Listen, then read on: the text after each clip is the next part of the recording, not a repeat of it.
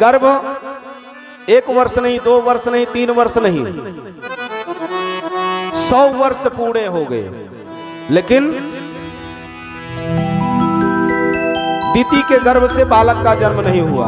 महर्षि कश्यप सोचने लगे या आखिर कैसा पुत्र है जो गर्भ में आ गया है। अरे सुखदेव जी जो थे वो मात्र 12 वर्ष ही रहे थे, ये 100 वर्ष व्यतीत हो गया है और इसका जन्म नहीं हुआ है। आखिर कारण क्या है? अंतोगत्वा 100 वर्ष पूर्ण होने पर दिति के गर्भ से 2 पुत्र का जन्म होता है। एक का नाम हिरणाक्ष और दूसरे का नाम हिरण्यकश्यप रखा जाता है। जन्म होते ही पृथ्वी कांपने लगी, उसका अत्याचार बढ़ने लगा। अंतोगत्वा हिरणाक्ष ने पृथ्वी का हरण कर लिया। पृथ्वी का हरण करके वह ले जाता है और ऐसे जगह रखता है जहां पर देवता आदि पहुंच ना पावे। चारों तरफ से मलमूत्र इत्यादि, बीच में पृथ्वी को रखा। दुर्गंध ऐसा आ रहा है कि देवता तो देवता है, मनुष्य भी वहां जाना स्वीकार नहीं करेंगे। उसके अत्याचार इतने बढ़ने लगे कि इंद्र इत्यादि, वरुण इत्यादि सब हल्ल हो गए। सब गए लक्ष्मी नारायण से प्रार्थना करने लगे, प्रभु अब आप कृपा करिए, अगर आप कृपा नहीं करेंगे तो फिर कल्याण नहीं होगा। प्रभु ने कहा अच्छा, दुख आता है तभी हमको याद करते हो, मौज करना होता है तो अकेले कर लेते हो। समय आने पर भगवान ने कहा ठीक है, चिंता मत करो, मैं निश्चित रूप से वह रूप भी धारण कर लूंगा जिससे देवताओं का कल्याण हो। भगवान आज हिरणाक्ष का वध करने हेतु, पृथ्वी का उद्धार करने हेतु बाराही देवी सुकर खेत, सुकर खेत जानते हो कहां है? आपको पता है सुकर खेत कहां है? नहीं जानते हो? अरे राम राम, वाह रे वाह प्रभु, वाह रे वाह भक्त। जानना चाहते हो? हैं? कौन कौन जानना चाहता है? जो जानना चाहता हो हाथ उठाओ। भगवान बाराह का जो अवतार हुआ वो कहां हुआ पता है आप सबको? नहीं पता है ना? आज जानिए। सरजू मैया और घाघरा का जो संगम है, गए भी होंगे आप लोग, पसका गए हैं? नहीं गए हैं? गए हैं। वहीं पर भगवान बराह रूप लेकर के अवतरित हुए थे, पृथ्वी का उद्धार कर। वहां एक मंदिर है बराही देवी का, और बराही देवी यानी बराह भगवान की पत्नी जो थी लक्ष्मी, उनका नाम बराही पड़ गया था। वो भी कथा बहुत लंबी है, उसका अगर विस्तार करने लगेंगे तो 12 बज जाएगा। तो वहां पर बराह रूप में भगवान श्वेत सुकर रूप को लेकर के प्रकट होते हैं, और जैसे उनका प्रागट्य हुआ देवता आदि शंखनाद करने लगे, उद्घोष होने लगा, जय सप्ताह नमः शब्द का उच्चारण होने लगा। इस प्रकार बराह भगवान गर्जना के साथ निकल पड़ते हैं हिरणाक्ष का वध करने के लिए। हिरणाक्ष उधर वरुण से बार बार पहुंचता है और कहता है मुझसे युद्ध करो। वरुण ने कहा अरे मेरे ऊपर कृपा करो, मैं क्या आपसे युद्ध करूंगा? अगर युद्ध करना ही है तो लक्ष्मी नारायण से युद्ध करिए। वो लक्ष्मी नारायण को खोज रहा था, इतने में भगवान पहुंच गए। घमासान युद्ध चला।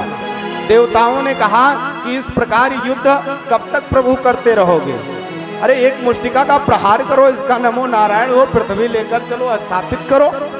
देवताओं का जैसे इशारा होता है कि भगवान तुरंत एक मुष्टिका का प्रहार करते हैं और हिरणाक्ष का नमो नारायण हो जाता है। प्रेम से बोलिए राघवेंद्र सरकार की जय, श्री द्वारिकाधीश भगवान की जय। इस प्रकार हिरणाक्ष का वध किया भगवान ने, और हिरणाक्ष का वध करने के बाद आज प्रभु पृथ्वी को लाते हैं, पुनः स्थापित करते हैं, और उसी पृथ्वी पर हम आप निवास कर रहे हैं। आगे चल करके सुखदेव जी महाराज नर नारायण की कथा विस्तार से कहते हैं। फिर कपिला अवतार की कथा आती है। कपिला अवतार में भगवान ब्रह्मा ने अपने पुत्र महर्षि कर्दम को सृष्टि की वृद्धि करने का आदेश दिया, लेकिन वह महर्षि थे, सृष्टि करना नहीं चाहते थे। बार बार ब्रह्मा जी ने प्रेरित किया, निकल पड़ते सृष्टि करने के लिए।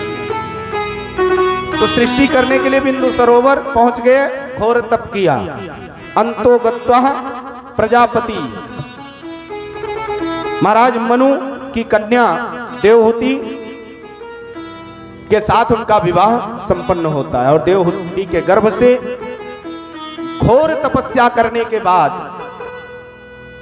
एक दिन महर्षि तो खूब पूजा पाठ में लगे रहते हैं, लेकिन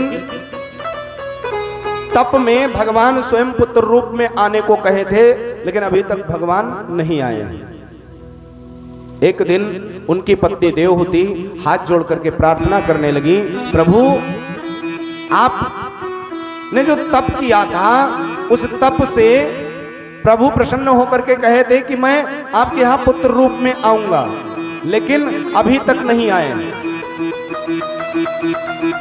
इस मनसा को कर्दम ऋषि समझ जाते हैं। दिव्य पुष्पक विमान को प्रकट किया और उस पुष्पक विमान में देवहूति को बिठाया और आकाश मंडल में भ्रमण करना प्रारंभ कर दिया।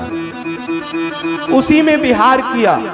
एक कन्या नहीं, दो कन्या नहीं, देवहूति के गर्भ से 9 कन्याओं का जन्म होता है बंधुओं। फिर भी पुत्र का जन्म नहीं हुआ। धरा पर आते हैं, बिंदु सरोवर पहुंचे, पुनः तपस्या में लग गए। काफी समय व्यतीत हुआ। समय व्यतीत होने के बाद एक दिन देवी पुनः प्रार्थना करने लगी, प्रभु आप कृपा करिए, और जब तक आपकी कृपा नहीं होगी तब तक भगवान हमारे यहाँ अवतरित नहीं होंगे।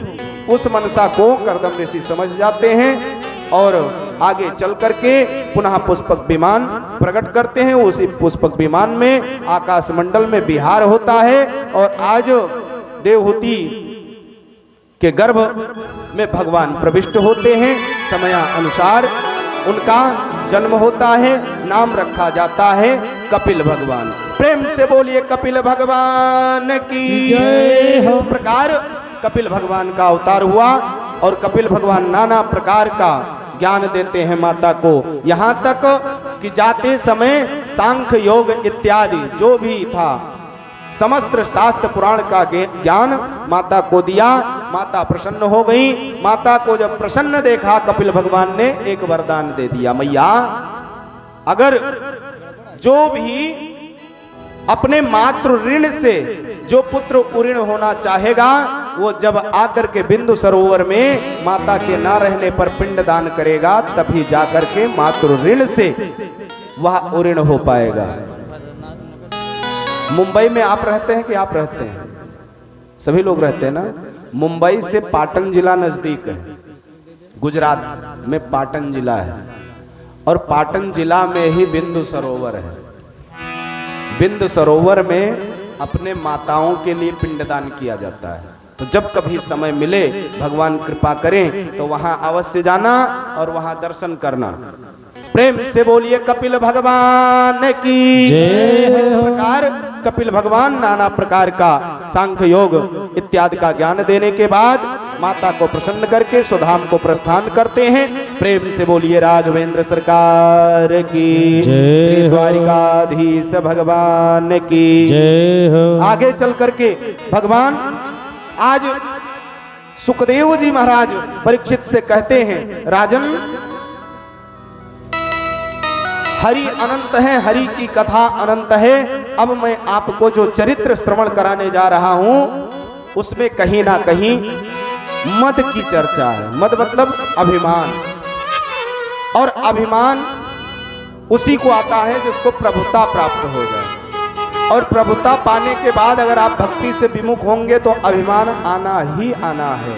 इसलिए कहा गया है कि जब भगवान कृपा दृष्टि करें तो भगवान को नहीं भूलना चाहिए। अगर भगवान को आप भूल गए तो अभिमान आ जाएगा, और अभिमान अगर आ गया तो विनाश निश्चित है, कोई बचा नहीं सकता है।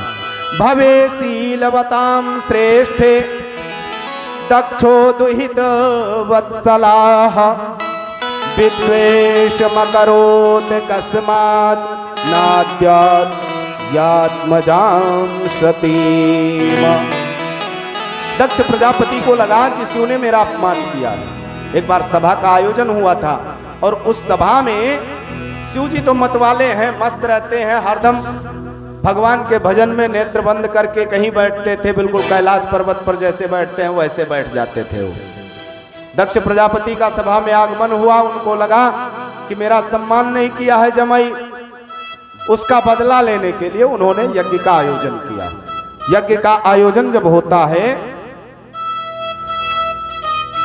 तो उस यज्ञ में समस्त देवताओं को, अपने समस्त पुत्रियों को, समस्त जामाताओं को यानी दामाद को बुलाया, लेकिन इधर सती जी को और पार्वती जी को नहीं बुलाया, वो सती जी को और शिव जी को नहीं बुलाया। समस्त देवता आज कैलाश मार्ग से ही निकल रहे हैं। ये होता है ग्राम में, सबको आप पूछिए और एक व्यक्ति को छोड़ दीजिए तो उसके यहाँ सब पहुंचने लगेंगे। भैया क्या बात है, काहे नहीं बुलाए, काहे नहीं पूछने, कारण का है, यानी उपहास करने के लिए, हास्य करने के लिए पहुंच जाते हैं। तो आज वहां भी सब पहुंच रहे हैं। सती को जब पता चला कि मेरे पिता ने यज्ञ का आयोजन किया, मुझे नहीं बुलाया, आमंत्रण नहीं दिया, चिंता हो गया। अपने पति के पास पहुंची, धीरे धीरे चरण दाबना प्रारंभ किया। प्रभु शंकर को लगा कि आज कुछ ना कुछ गड़बड़ जरूर है।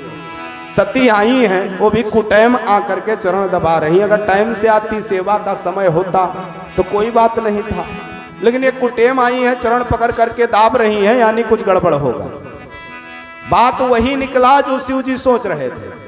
सती ने कहा, प्रभु मैंने सुना है कि मेरे मायके में मेरे पिताजी ने यज्ञ का आयोजन किया है, आपका अगर आदेश होता तो वहां मैं चली जाती।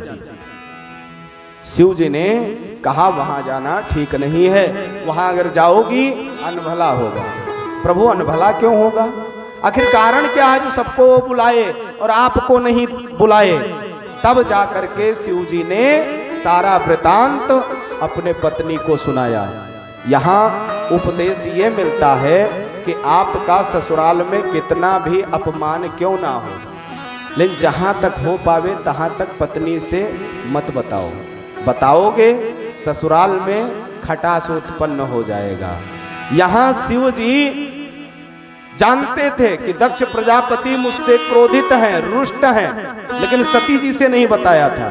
सती जी जब आज प्रश्न करती हैं तब जाकर के शिव जी ने कहा है, ब्रह्म सभा हम शन दुख माना, ब्रह्म सभा हम शन दुख माना, ब्रह्म सभा हम सन दुख माना, ब्रह्म सभा हर सन दुख माना, ब्रह्म सभा हम सन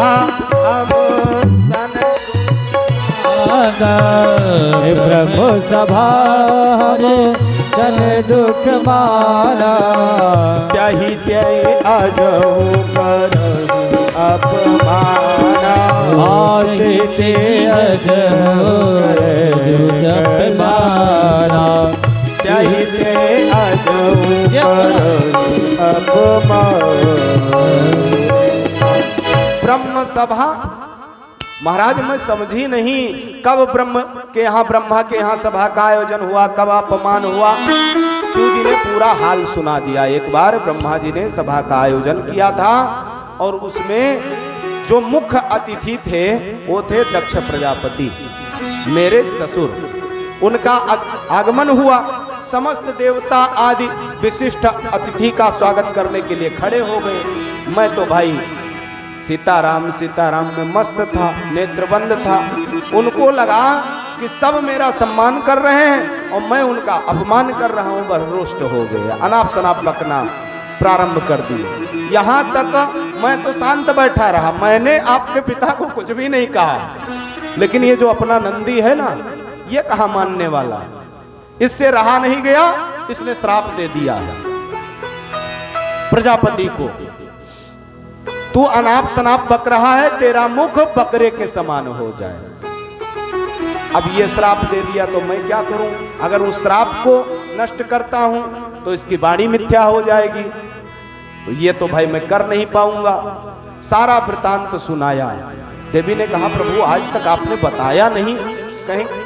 शिव जी ने कहना प्रारंभ किया, क्या बताऊं देवी, जब जब मैं तुमको बताने का कुछ प्रयास करता हूँ गड़बड़ हो जाता है। एक बार समझाया कि राम जी का परीक्षा लेने मत जाना, नहीं मानी, गई तो मुझे त्याग करना पड़ा, इसलिए बताना मैं उचित नहीं समझा। इसलिए हे देवी, वहां से आमंत्रण जब कैलाश नहीं आया है, बुलावा नहीं आया है, तो जाना नहीं। अगर जाओगी तो अनभला ही होगा, भला नहीं हो सकता है।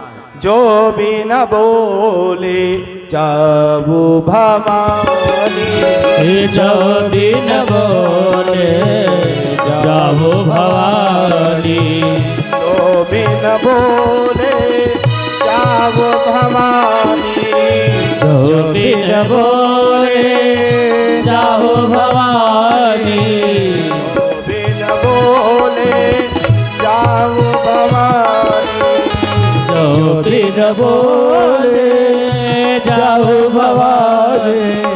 रहाई नसीनु स्नेह रायन सीर सने नगारी, रायन सीर सने नगारी। हे देवी, अगर वहां जाओगी, बुलवा नहीं आया है, आमंत्रण नहीं आया है, तुमको याद नहीं किया गया है, अगर वहां जाओगी तो निश्चित रूप से हमारा अनभला ही होगा। जैसे शिव जी ऐसा कहना प्रारंभ किए, देवी उपदेश देने लगी।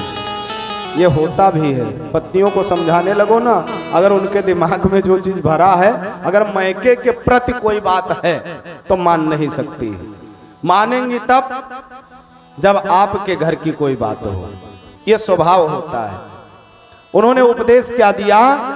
जदपि मित्र प्रभु पितु गुरु गेहा, जदपि मित्र प्रभु पितु गुरु गेहा, जदपि मित्र प्रभु पितु गुरु गेहा, जदपि मित्र प्रभु पितु गुरु गेहा।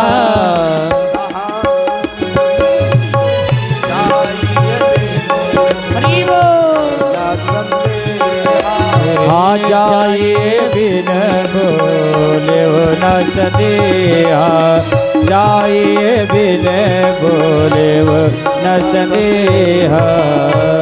अगर वहां जाओगी तो निश्चित रूप से कल्याण नहीं होगा।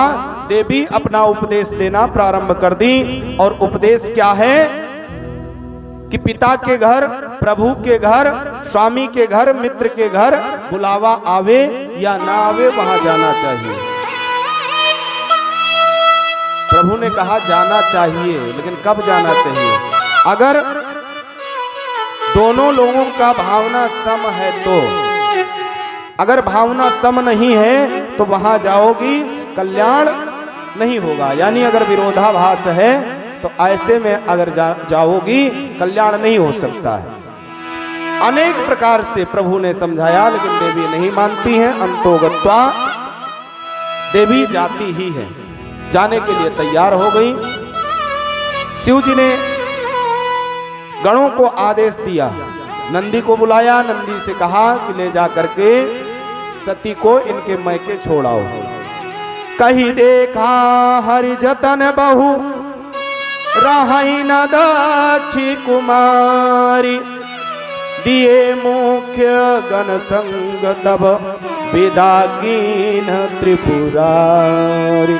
हर प्रकार से शिव जी ने अपना प्रयास किया। जब देवी नहीं मानती हैं, अंतोगत्वा शिव जी ने अपने गणों के साथ विदाई कर दिया। जाओ।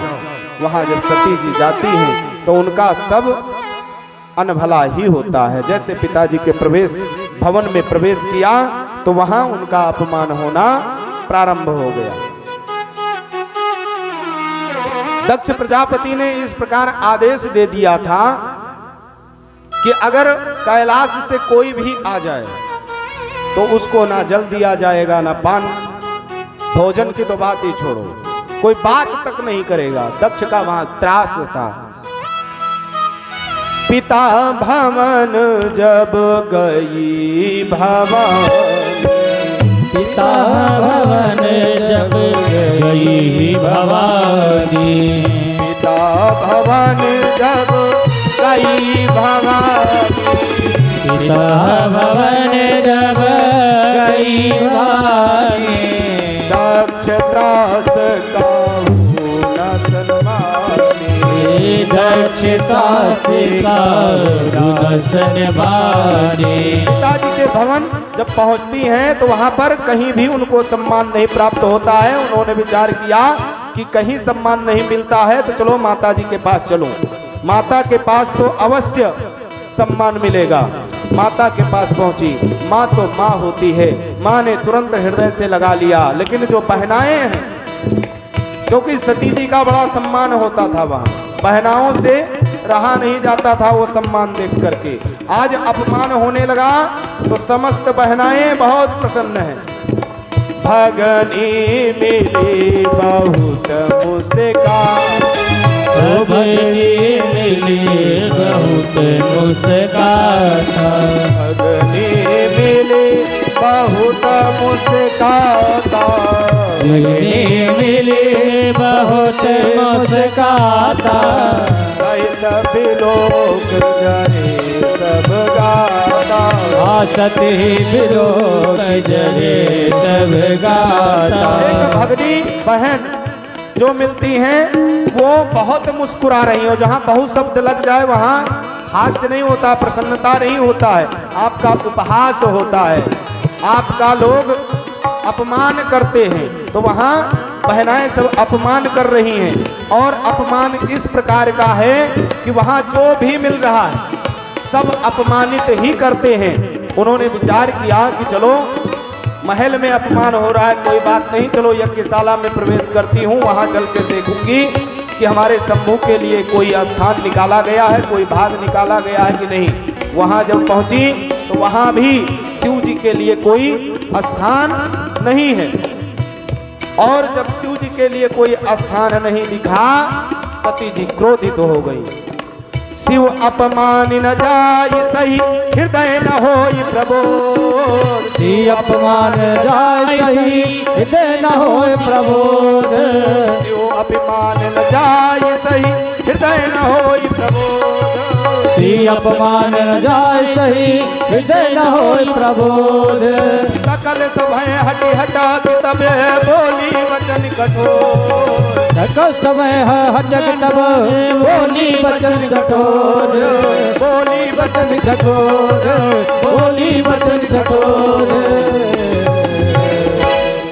जब शिव जी का उन्होंने अपमान देखा कि मेरा अपमान हुआ तो कोई बात नहीं, लेकिन यज्ञ में शिव जी का भी अपमान हुआ है, शिव जी के लिए कोई स्थान नहीं हुआ है, क्रोधित हो गई और कठोर वचन में अट्टहास करते हुए, गर्जना लगाते हुए उन्होंने कठोर वाणी का प्रयोग किया। और इस प्रकार क्रोधित हुई कि आज दक्ष प्रजापति वहां पहुंच जाते हैं। दक्ष प्रजापति से अनाप शनाप माता ने सुनाया दक्ष प्रजापति को और निश्चय कर लिया कि अब इस शरीर को रखने से क्या फायदा, क्योंकि मेरे पिता ने मेरे पति का अपमान किया है। एक बार मैंने अपने पति का अपमान किया तो सजा ये मिला कि पाछिल दुख, जो पिछला दुख है, पाछिल दुख न हृदय अस व्यापा, पहले से ही मुझे दुख प्राप्त है और ये जो दुख दूसरा प्राप्त हो रहा है, इस दुख को लेकर के अगर मैं कैलाश गई अच्छा नहीं होगा।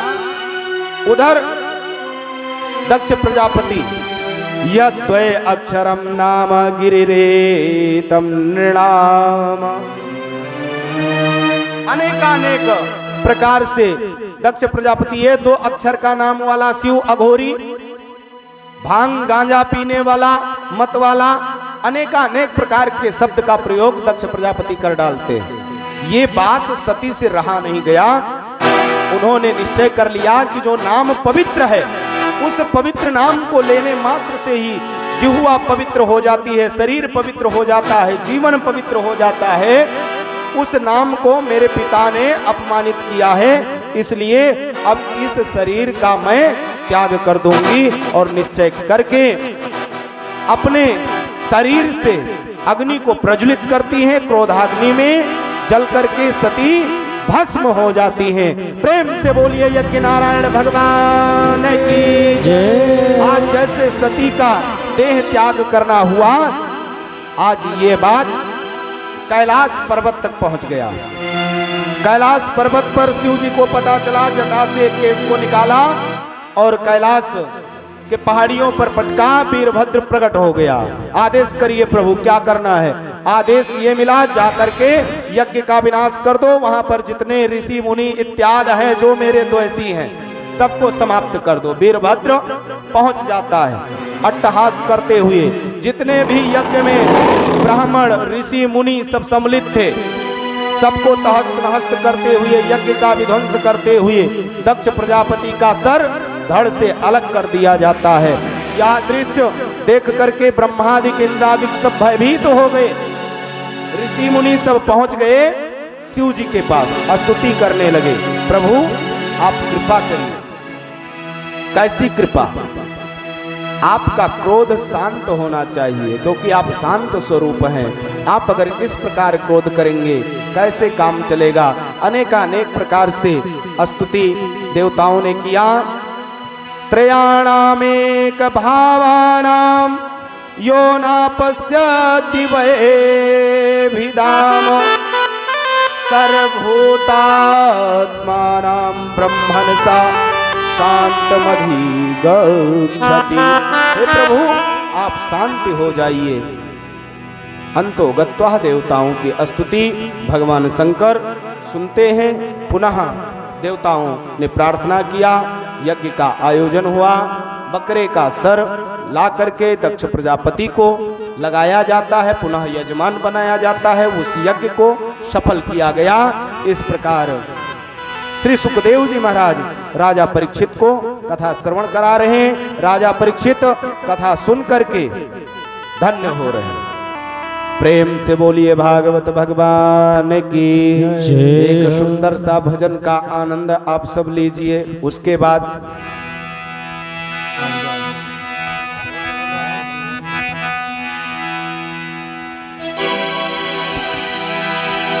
बोले भूत भावन बोले शंकर भगवान की जय।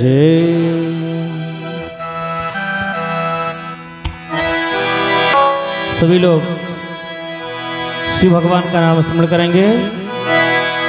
ओम नमः शिवाय, ओम नमः शिवाय, हर हर भोले नमः शिवाय, ओम नमः शिवाय, ओम नमः शिवाय, हर हर भोले नमः शिवाय, नमः शिवाय, ओम नमः शिवाय, हर हर भोले नमः शिवाय, ओम नमः शिवाय, हर हर भोले नमः शिवाय, नमः शिवाय, ओम नमः शिवाय, हर हर भोले नमः शिवाय, ओम नमः शिवाय, ओम नमः शिवाय, हर हर भोले नमः शिवाय, नमः शिवाय, नमः शिवाय, हर हर भोले नमः शिवाय, नमः शिवाय, ओम नमः शिवाय, हर हर भोले नमः शिवाय, शिवाय, ओम नमः शिवाय, हर हर भोले नमः शिवाय, नमः शिवाय, ओम नमः शिवाय, नमः शिवाय, ओम नमः शिवाय, नमः शिवाय, ओम नमः शिवाय, शिवाय, नमः शिवाय, नमः शिवाय, ओम नमः शिवाय, नमः शिवाय, ओम नमः शिवाय, नमः शिवाय ओम नमः शिवाय नमः शिवाय ओम नमः शिवाय ओम नमः शिवाय ओम नमः शिवाय हर हर भोले नमः शिवाय ओम नमः शिवाय ओम नमः शिवाय हर हर भोले नमः शिवाय ओम नमः शिवाय ओम नमः शिवाय हर हर भोले नमः शिवाय ओम नमः शिवाय ओम नमः शिवाय हर हर भोले नमः शिवाय शिव जटाधरा शिव जटाधरा नमः शिवाय ओम नमः शिवाय जटाधरा शिव जटाधराय हर हर भोले नमः शिवाय शिव जटाधरा शिव जटाधरा हरि हरि भोले नमः शिवाय जटाधरा शिव जटाधराय हर हर भोले नमः शिवाय नमः शिवाय ओम नमः शिवाय हर हर भोले नमः शिवाय नमः शिवाय ओम नमः शिवाय हर हर भोले नमः शिवाय ओम नमः शिवाय ओम नमः शिवाय हर हर भोले नमः शिवाय ओम नमः शिवाय ओम नमः शिवाय हर हर भोले नमः शिवाय हे गंगाधरा शिव जटाधरा हरि हरि भोले नमः शिवाय गंगाधरा शिव जटाधराय हर हर भोले नमः शिवाय गंगाधरा शिव जटाधरा हरि हरि भोले नमः शिवाय जटाधरा शिव जटाधराय हर हर भोले नमः शिवाय सभी भक्त बोले जो सो रहे हैं उनसे निवेदन है आरती का टाइम भी हो चुका है अब लोग मीठी मीठी तालियां बजाते हुए ओम नमः शिवाय ओम नमः शिवाय हर हर भोले नमः शिवाय ओम नमः शिवाय ओम नमः शिवाय हर हर भोले नमः शिवाय ओम नमः शिवाय ओम नमः शिवाय हर हर भोले नमः शिवाय ओम नमः शिवाय ओम नमः शिवाय हर हर भोले नमः शिवाय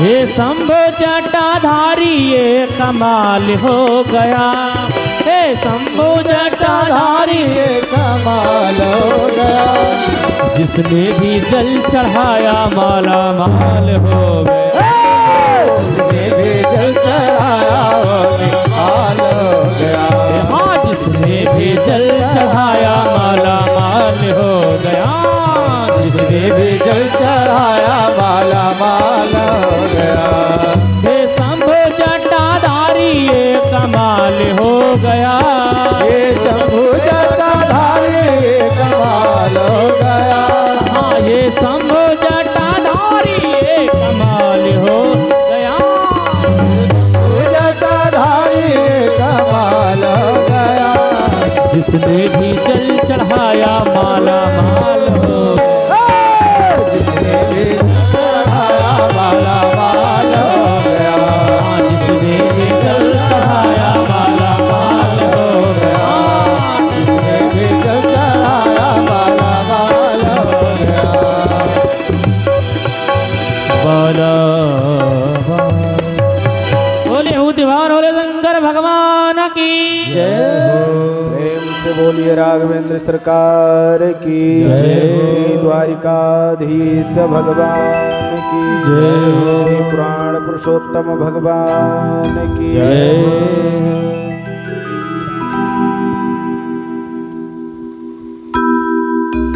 श्री सुखदेव जी महाराज कहते हैं राजन, भगवान हर प्रकार से अपने लीला को दर्शाते रहते हैं। भक्त सदैव उस लीला में डूब करके अपने जीवन को कृत किया करता है। भक्ति कभी ये नहीं देखती कि आपका उम्र क्या है। भक्ति नन्हे से बालक को भी हो सकता है, वृद्ध को हो सकता है, और गर्भ में पलते हुए बालक को भी हो सकता है। ऐसे में एक महाराज हुए जिनका नाम था उत्तानपाद। उत्तानपाद को 2 रानियां थी। एक का नाम सुनीति जो बड़ी रानी थी, और छोटी रानी का नाम था सुरुचि। महाराज छोटी रानी से अत्याधिक स्नेह करते थे, जिनका नाम सुरुचि था। सुरुचि के गर्भ से उत्तम नाम का बालक जन्म लिया। उस बालक का नाम उत्तम था, और सुरुचि जो थी बड़ी रानी, उनके गर्भ से जो बालक का जन्म होता है उसका नाम था ध्रुव। ध्रुव नन्हा सा अवस्था, 6 वर्ष की आयु, और 6 वर्ष की आयु में बच्चों का लालसा होता है कि मैं अपने माता पिता के गोदी में जाकर बैठूं। महाराज सिंहासनासीन थे, सिंहासन पर बैठे हुए थे। ध्रुव जी के मन में इच्छा हुआ कि जाकर के मैं पिताजी के गोदी में बैठूं, और पिताजी के गोदी में बैठने हेतु पिताजी के पास पहुंचते हैं। महाराज उत्तानपाद के पास पहुंचे। जैसे गोदी में बैठने चले, छोटी मां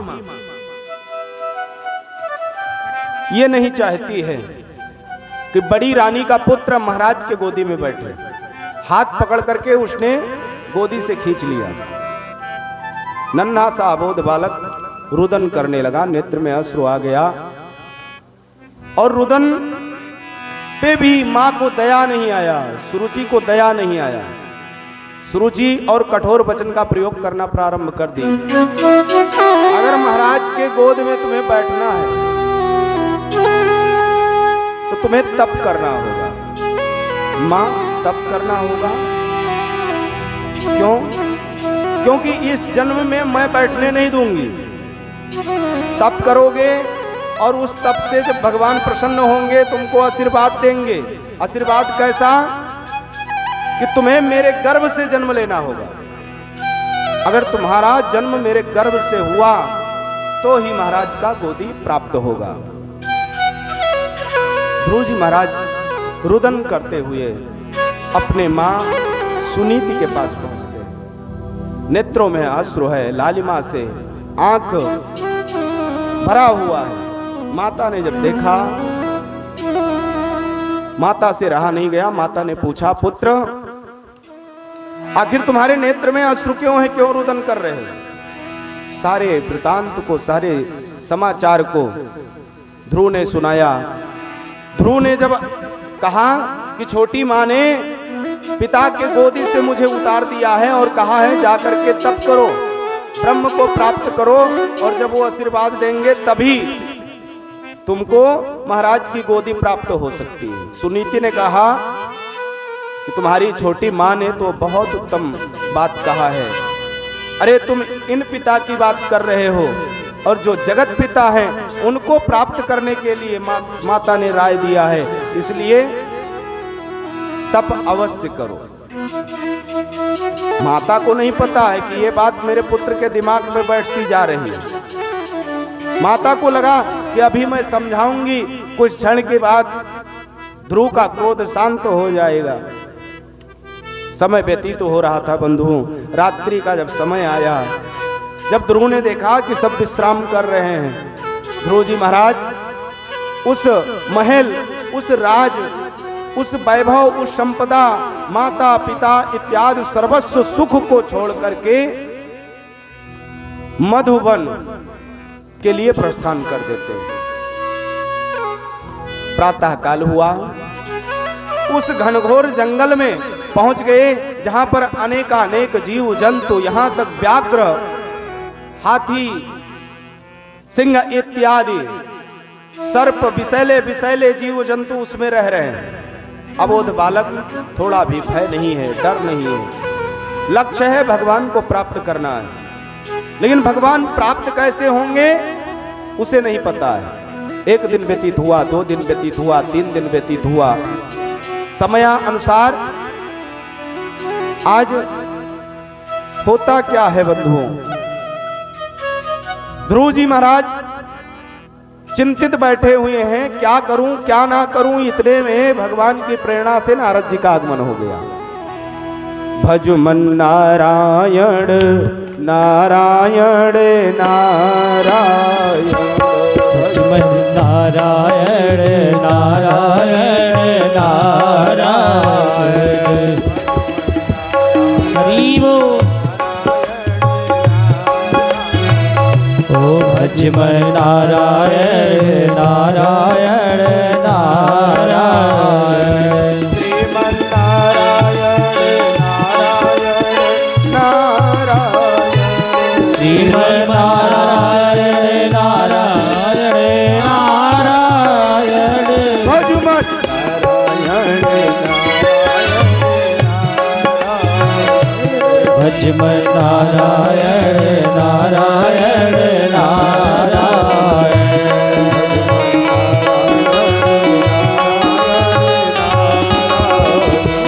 भज मन नारायण नारायण नारायण। ओ मेरा तारे हरि से जोड़े ऐसा कोई संत मिले, मेरा तारे हरि से जोड़े, मेरा तारे हरि से जोड़े ऐसा कोई संत मिले, मेरा तारे हरि से जोड़े उसे कोई संत मिले। ओ कि ऐसा कोई संत मिले, ऐसा कोई संत मिले, ऐसा कोई संत मिले, ऐसा कोई संत मिले। मेरा तारे हरि से जोड़े ऐसा कोई संत मिले, वो तारे हरि से जोड़े ऐसा कोई संत मिले। मेरा तारे हरि से जोड़े ऐसा कोई संत मिले, जो तारे हरि से जोड़े ऐसा कोई संत मिले। नारायण नारायण नारायण, नारायण नारायण नारायण। श्रीमनारायण नारायण नारायण, भजबन नारायण नारायण नारायण। श्रीमनारायण नारायण नारायण, श्रीमन नारायण नारायण नारायण। से बोलिए लक्ष्मी नारायण भगवान की जय हो। श्री सुखदेव जी महाराज कहते हैं राजन, वहां पर नारद जी का आगमन होता है।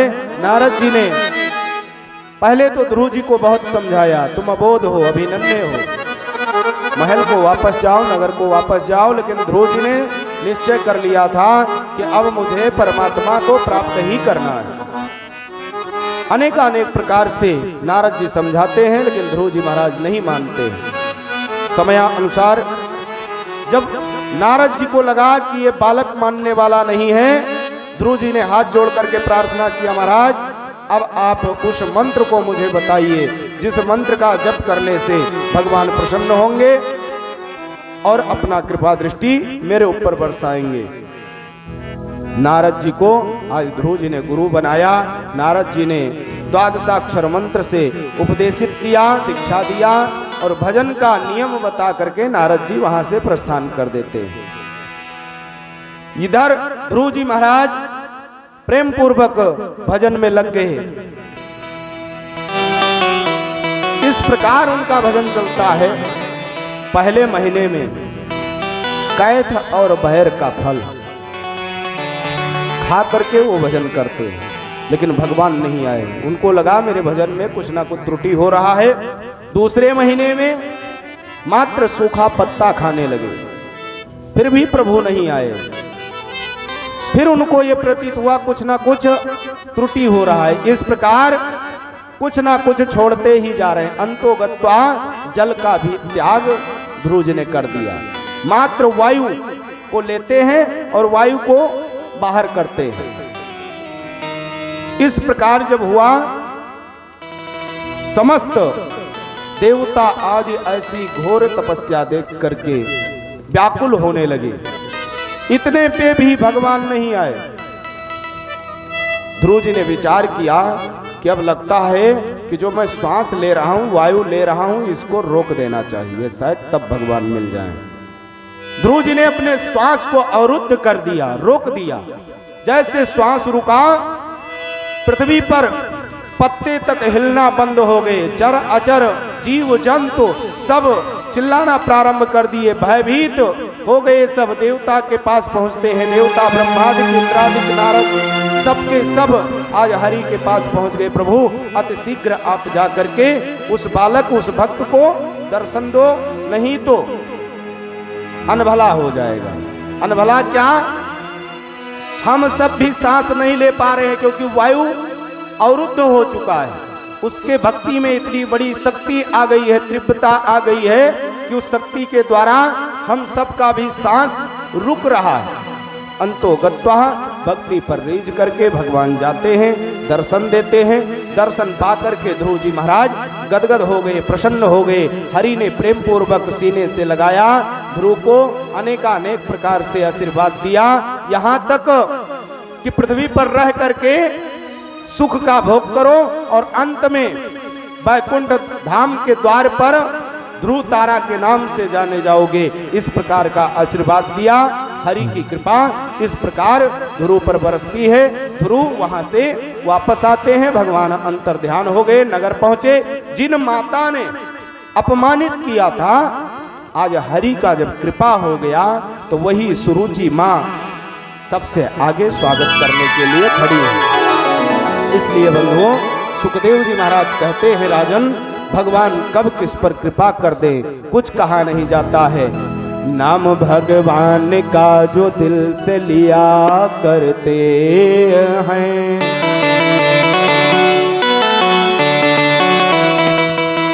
नाम भगवान का जो दिल से लिया करते हैं, उन्हीं भक्तों को प्रभु याद किया करते हैं।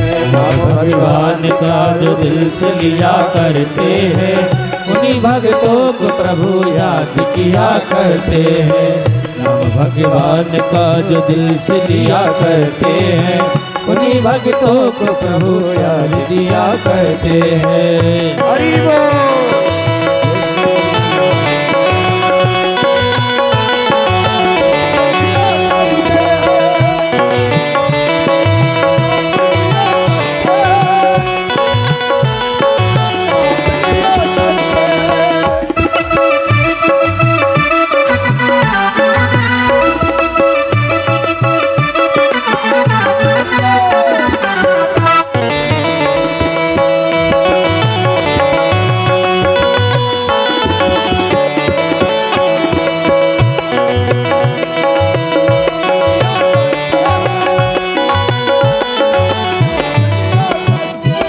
और मन कर्म से जिसने किया भजन हरि का, कर्म से जिसने किया भजन हरि का,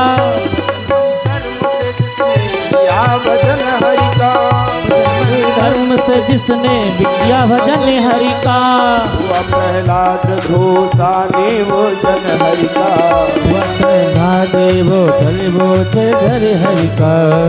भगवान को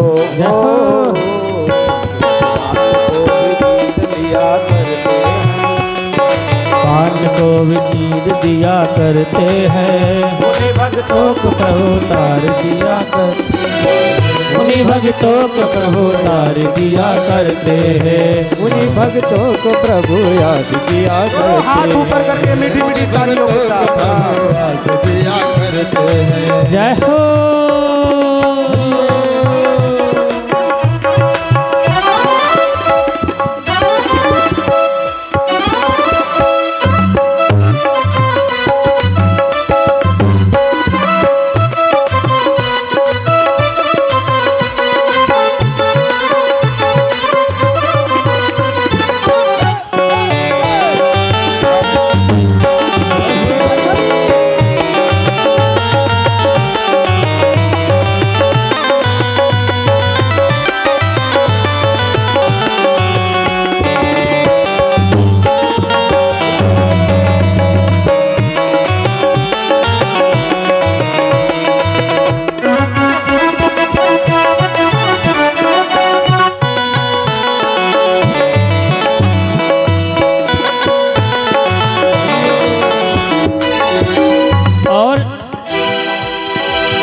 कहाँ भगवान कहाँ विप्र सुदामा देखो, कहाँ भगवान कहाँ सिद्धिखारा देखो, हे कहाँ भगवान कहाँ विप्र सुदामा देखो, कहाँ भगवान कहाँ विप्र सुदामा देखो, कर दिया धनी दिन में ये सुदामा देखो, कर दिया धनी दिन में सुदामा देखो।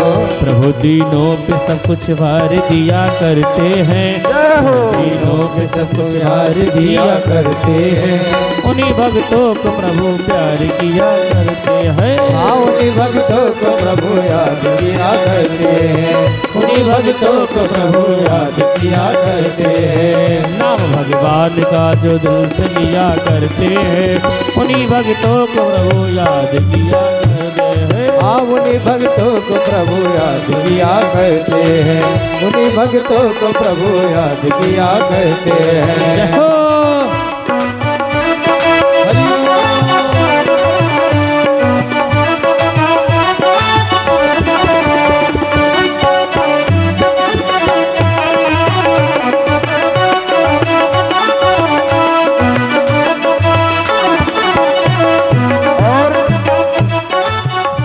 प्रभु जब दया करना प्रारंभ करते हैं तो प्रभु ये भी नहीं देखते हैं कि आप पक्षी हैं कि कीड़ा हैं, पक्षी गीधराज।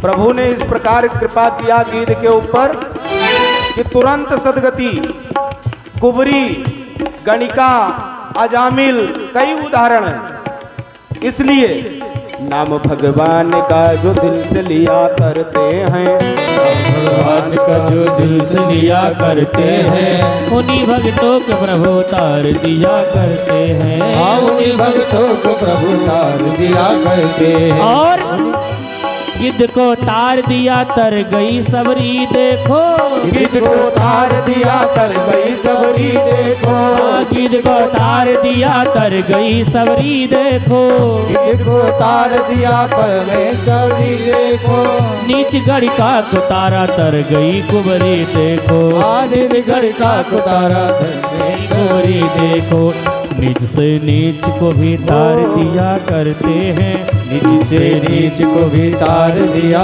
करते हैं, उन्हीं भक्तों को प्रभु प्यार। दोनों हाथ ऊपर करके प्रेम से बोलिए राघवेंद्र सरकार की।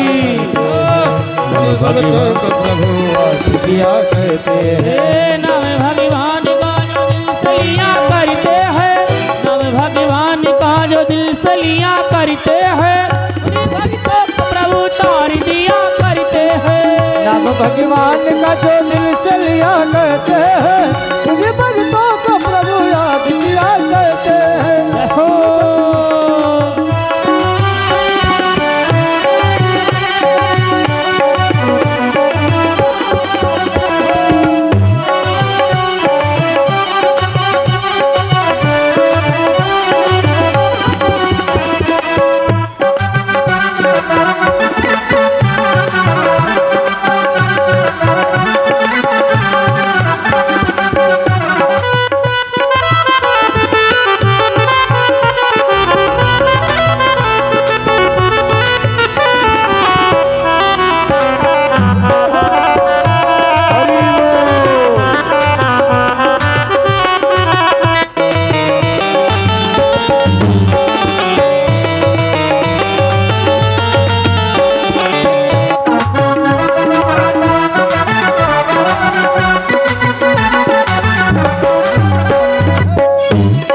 और बड़ी सुंदर लाइन लिखी, ओ पाप धरती पे अधिक जब कभी बढ़ते देखा, पाप धरती पे अधिक जब कहीं बढ़ते देखा, पाप धरती पे अधिक जब कभी बढ़ते देखा, पाप धरती पे अधिक जब कहीं बढ़ते देखा, दुख भक्तों पे अधिक जब कभी पढ़ते देखा, दुख भक्तों के अधिक जब कभी पढ़ते देखा। तो उस टाइम करते क्या है मेरे भगवान, लेकिन अवतार, लेकिन अवतार दुख उतार दिया करते हैं, लेकिन अवतार दुख उतार दिया करते हैं, उन्हीं भक्तों को प्रभु याद किया करते हैं, उन्हीं भक्तों को प्रभु हरी हो। दोनों हाथ ऊपर करके मीठी मीठी तालियों के साथ वाह, जो दिल जय हो। से है नाम भगवान का जो दिल से किया करते हैं, उन्हीं भक्तों को प्रभु तार दिया करते हैं। उन्हीं भक्तों को प्रभु याद किया करते हैं। जय हो।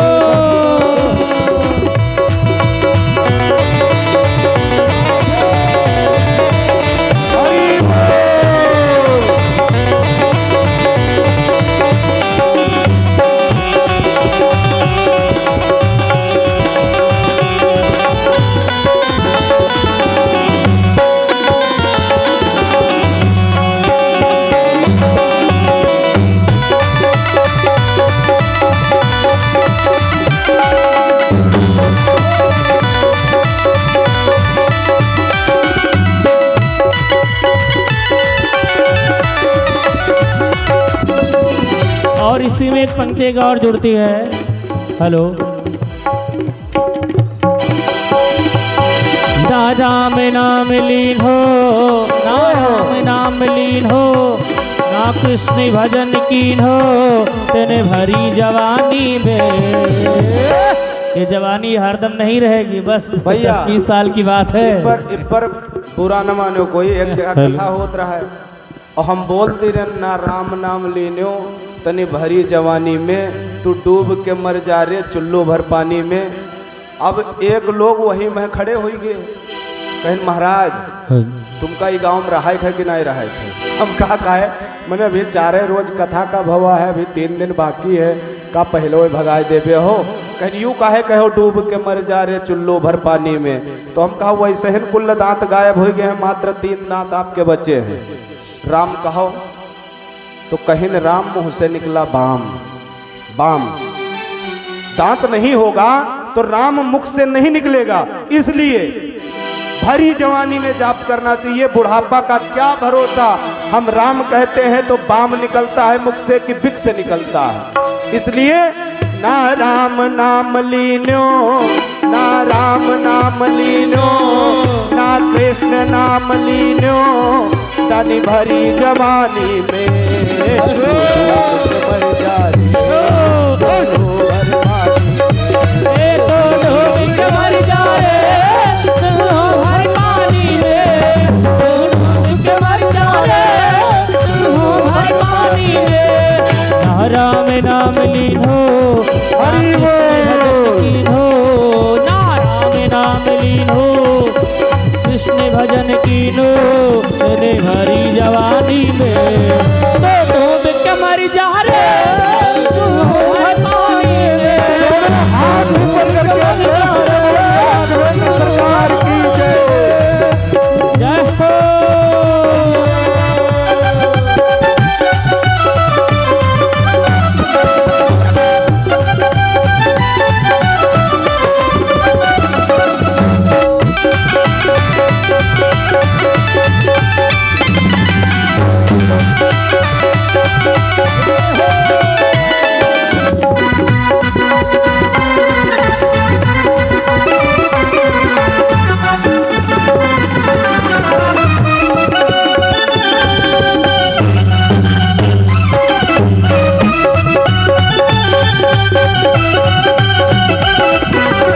ये क्यों कहा गया? क्योंकि ज्यादा यो हाथी में, ज्यादा यो हाथी में, मिल जाए गो माटी में, ज्यादा यो हाथी में, मिल जाए गो माटी में, ज्यादा यो माटी में, मिल जाए गो माटी में, ज्यादा यो माटी में, मिल जाए गो माटी में। चंदन सी काया तेरी मिल दूल्हा है, पानी को बबूला है, मिल जाए गो पानी में। तो डूब के मर जा रे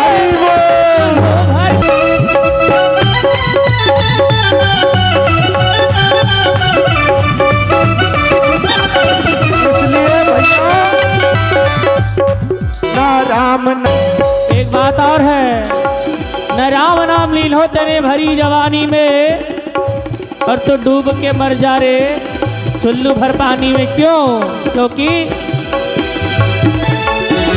भजन कर मस्ती जवानी में, बुढ़ापा किसने देखा है। भजन कर मस्ती जवानी में, बुढ़ापा किसने देखा है। भजन कर मस्ती जवानी में, बुढ़ापा किसने देखा है। भजन कर मस्ती जवानी में, बुढ़ापा किसने देखा है। क्यों? पता कैसे चलेगा कि आप बुढ़े हो गए हैं? गौर करिए भजन की पंक्तियों पर।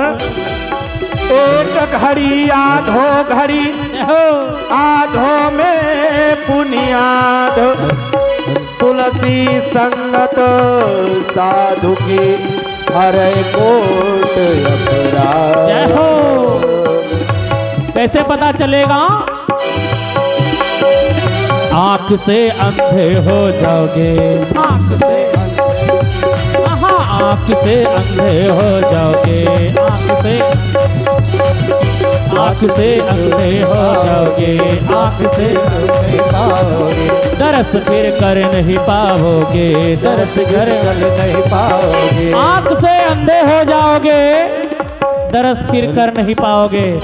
ये जवानी है, अब तक दिख रहा है 10, 5, 15 किलोमीटर तक, लेकिन जब बुढ़ापा आ जाएगी, जब आँखें खुलाई जाएगी, इसमें चश्मा लगेगा, तो भगवान का दर्शन दुर्लभ है, जब दिखेगा नहीं। इसलिए भजन करी भरी जवानी में, बुढ़ापा किसने देखा है। भजन कर भरी जवानी में, बुढ़ापा किसने देखा है। हाँ, भजन करी भरी जवानी में, बुढ़ापा किसने देखा है। भजन कर भरी जवानी में, बुढ़ापा